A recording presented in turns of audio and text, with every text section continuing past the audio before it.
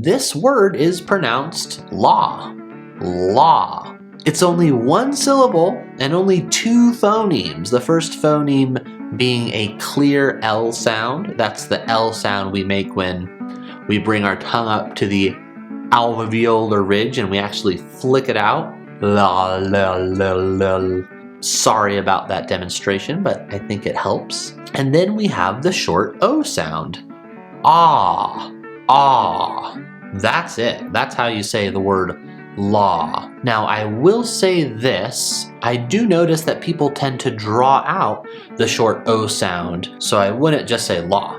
I would say law. So holding it out a little bit longer. If you ain't following the law, you're a criminal. I also want to note that technically the ah sound is considered a different sound than the short O sound, and in my speech where I'm from in California, there's not really a distinction between these sounds, but you will have sort of this thicker law sound in some parts of the country.